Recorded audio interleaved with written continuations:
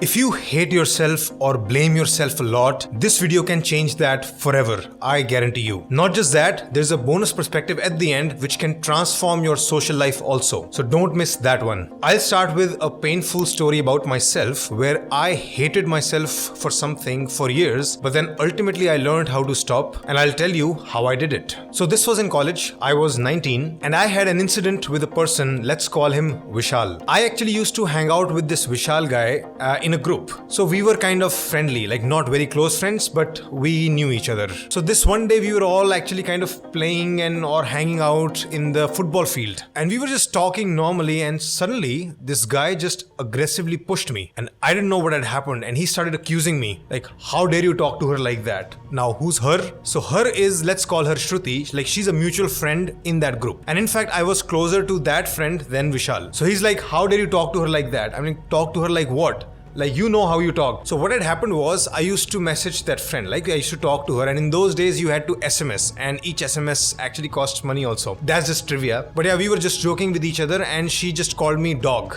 It called me a dog or something, and I called her a bitch. Okay, she laughed, I laughed, we moved on. But then she might have discussed that with that friend, like, okay, we were talking, or I don't know what happened, and this guy took offense on her behalf. Like, she had no problem, but this guy took offense. Technically, they were older friends and I was the new one. So without even consulting her, he just took it up with me. Okay, he just pushed me. And on that football field, he's accusing me, like, how dare you call her a bitch? And there was just no time. And the worst part was, there were people around watching this interaction. And I'm telling him it was nothing, it was a joke, but he just wouldn't get it. So he kind of threatened me, and it was all a bit scary for me. So I just ultimately walked off. And later I talked to Shruti, I told her what had happened, and she was shocked. Like, how dare he do this? She had not asked him to do anything. He just took it upon himself. So she got upset with that guy for treating me like that. So finally she pulled him up, she took him to me, and she kind of forced him to apologize to me. And I could feel that it was forced because he just wasn't sincere. He's like, yeah man, okay, sorry. And he just said it like that, and he just moved on. And after that, our just friendship or whatever that was, it was just strained. It never really got back to normal. But that incident of him pushing me and me ultimately getting scared and walking off, that left a deeper impact on me. For next few years, I actually hated myself for not standing up to that guy. I faced public humiliation, like people were watching, and I felt I was such a coward. Why didn't I say something stronger? Why didn't I fight back? I was right. Why did I walk away? I should have stood my ground. I was not just hating myself, I was obviously hating him too. I even had violent thoughts. I used to think, I'll just learn martial arts for 3 years and I'll just go bash him up. I really wanted to hurt him. Of course, with time, I thought about it less and less, but whenever I did think about it, it would lead to these hate emotions for myself and for that guy. But then in the later 20s, as I became slightly wiser and I knew how the world works a little better, I could actually process this incident much better. I first realized that all that blaming myself and that hating that guy is actually not good for me. And I found a better perspective to look at the whole situation, which I'm going to share now. So the core principle behind that new understanding is understanding. Now, understanding yourself and others just seems like a cliched thing, right? Everybody says that. But I don't think people really understand understanding in depth. So by understanding, what I mean is you actually make sense of the causes behind what you did when you did it. So in that moment, why was I blaming myself? Because in that moment, I didn't fight back. I didn't stand my ground. But the question is, why? What's the reason, or what are the reasons? You must always start exploring those. So let me give you some reasons. First of all, the guy caught me off guard. Like, up until that moment, I actually thought he was a friend. I had no idea that this could happen. And he also did that pretty abruptly. Like, there was no build up to that. And even when it was happening, it actually took me a few moments to realize he was actually serious. Like, I thought like he's just joking around. But then when he continued to be aggressive, I realized, oh, he's actually serious. Let's go further back. Now, this is about how I grew up, my childhood. So the way we grew up, like, I used to focus more on academics, and we were a Marwadi family, and we are not really known for getting into fights, much less winning fights. We were taught early on to not get into trouble. Stay out of trouble, focus on your work. In my childhood, I pretty much did not have any practice dealing with physical aggression. In school, you do learn how to tackle people through words because there's a lot of banter, but I never really had to face physical aggression. Like when someone attacks you, how do you talk? Do you escalate? Do you not escalate? Do you push back? Do you not push back? And if you do push back, how much? These are some skills that you can only develop dealing with a lot of aggression. So basically, my family never prepared me for such an incident. And is that my family's fault? Not really. Let's go further back. Even my parents were not taught this. They were also taught to stay out of trouble. So there are reasons and reasons behind reasons and reasons behind reasons behind reasons. So however you behave in any given moment, it's actually a result of so many different causes and reasons that have been accumulating for centuries or even millennia. So you always have to assume that whatever you did in any given moment was the best thing you could do. Or in fact, was the only thing you could do. Think about it. For me, it was impossible to behave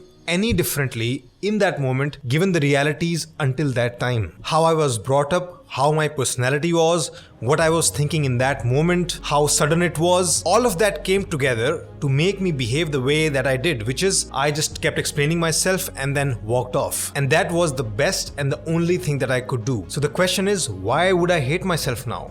Why would I blame myself? If I hate myself, I would have to hate my biology.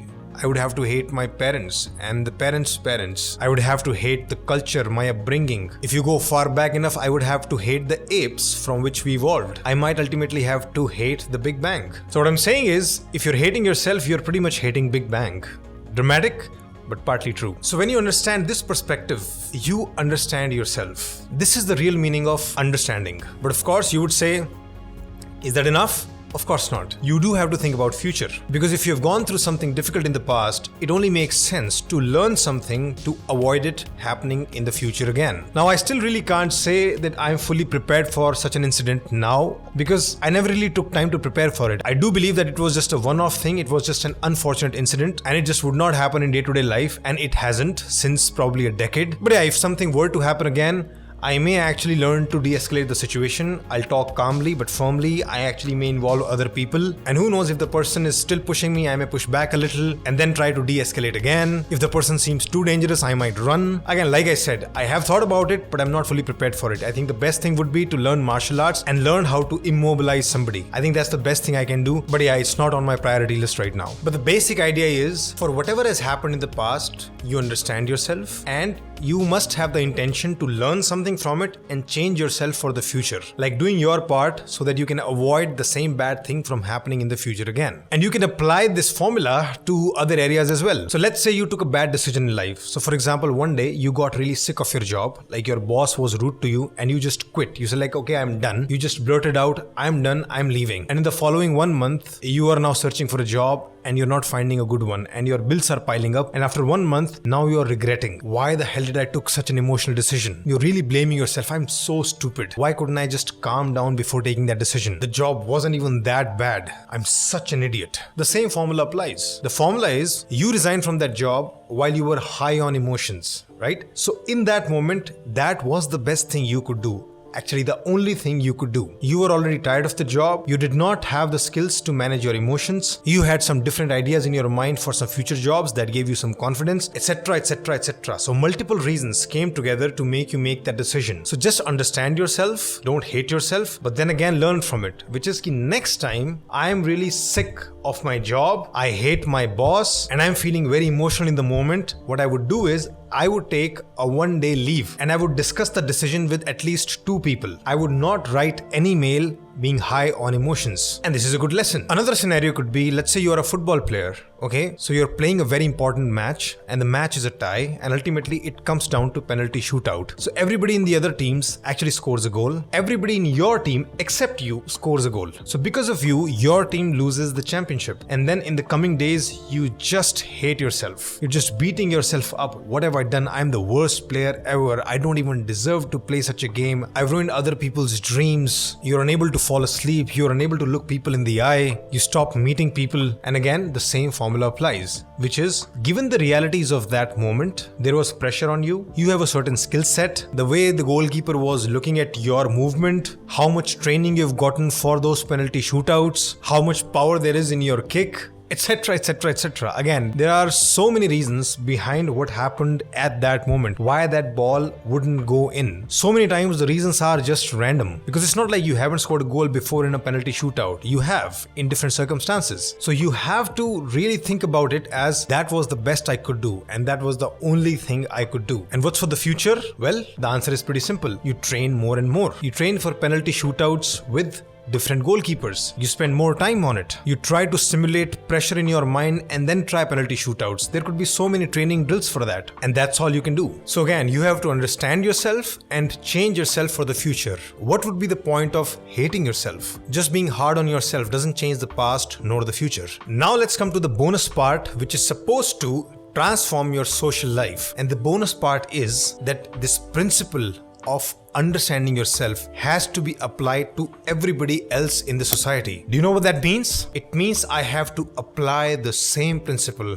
for that Vishal guy also. It means that I have to understand him as well. So let's do that. Why did he do what he did? I obviously don't know the exact reasons because only he can tell, and he hasn't so far. So we can guess. One could be, again, he is bad at managing his own emotions. When he got angry, that turned into physical aggression. Second, he probably wanted to score some brownie points with that friend by showing that, oh, I am here to come and save your honor. He probably just didn't have the skills to clarify things through communication. It's possible that maybe he didn't like me. Maybe in his childhood, he was taught to deal with things like that. So I would say whatever he did in that moment, that was also the best he could do. Again, until that moment. And that was the only thing he could do. There was no other choice for him. And I have to understand that. His behavior of pushing me was inevitable. So just like hating myself is not good for me, hating him is also not good for me. And this is why this principle of understanding is universal in nature. You have to apply it for everybody, for everything. But then of course, people may ask my favorite question, or actually my least favorite question. Basically, whenever I talk about understanding others, the instant response is, so do we just let them get away with anything?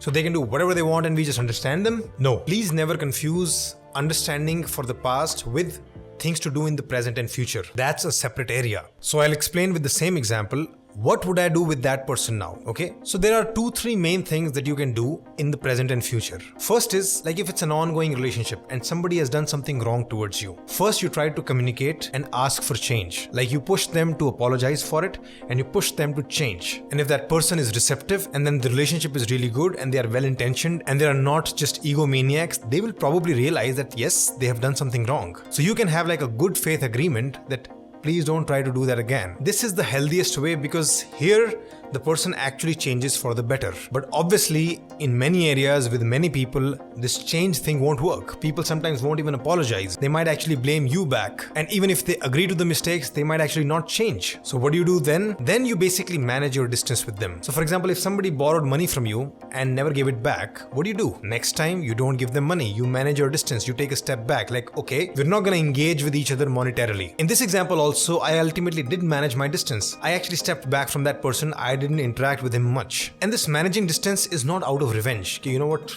Okay, I'm angry with you and I'm done talking to you. It's more like you're optimizing for your own happiness and well-being. Your happiness with others is actually dependent on your match of values and shared experiences with them. The more the mismatch, the less the happiness. So when you see somebody making big mistakes, serious mistakes with you, you realize that, okay, there is a mismatch of values here. And because of that mismatch, I actually won't really enjoy my time with this person. And that's why I have to step back and invest my time and resources and efforts and emotions in somebody else with a higher match. So you're moving away not because you hate the person, you're moving away because you're optimizing your own happiness. And finally, the third thing here would be for big mistakes, there actually may be punishments involved. So this guy just pushed me once or twice. Let's say if it had gone beyond that. What if he had injured me? What if he had broken my head with a brick? What if I was hospitalized? Or what if he had broken my laptop or something? In those cases, you have to pursue punishments. Now, whether I go to the college authorities or police, I would want to make sure that that person pays for what he did. Like he pays a fine, he goes to jail, he gets rusticated from the college, whatever, some punishment for what he did. Because with big crimes, you actually want some fairness also. like a sense of justice, like you don't want just people to get away with things. But this punishment part is usually not applicable in day-to-day scenarios. In your day-to-day life, you can get by with those first two things, which is pushing for change and managing distance. But yeah, let's go back to the main principle that beneath all of this, the core principle is you must understand yourself and others unconditionally. People talk about self-love. Actually, you don't even have to love yourself. I think that probably would be too much, because by loving yourself too much, you run the risk of slipping into narcissism. You don't really need self-love. What you need is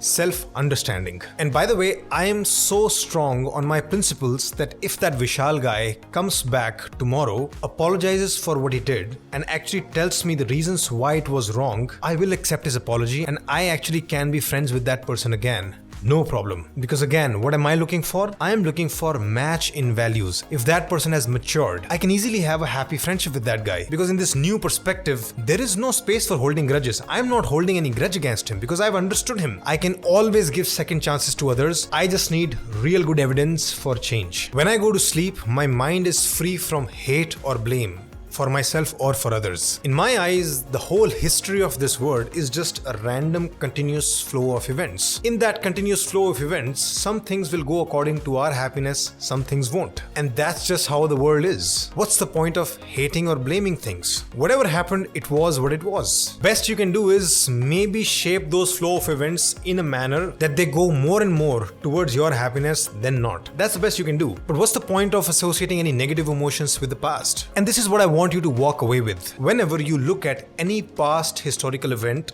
with yourself or others, your final feeling must be, it was what it was. It was inevitable. And then turn your focus. Ask yourself, is that something we can do today towards change or justice? If yes, try to do that. If not, move on. This is such a clean and good experience for myself and my social life. I live this every day.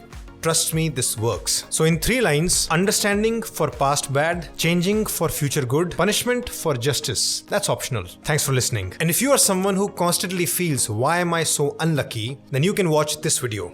Link is also in the description. Shridhar Lifeschool is a team of psychologists who specialize in counseling. If you're going through very difficult times or you want to achieve higher well-being, we offer one-on-one counseling for individuals, couples, parents, and their children. To book sessions, go to our website shridharlifeschool.com.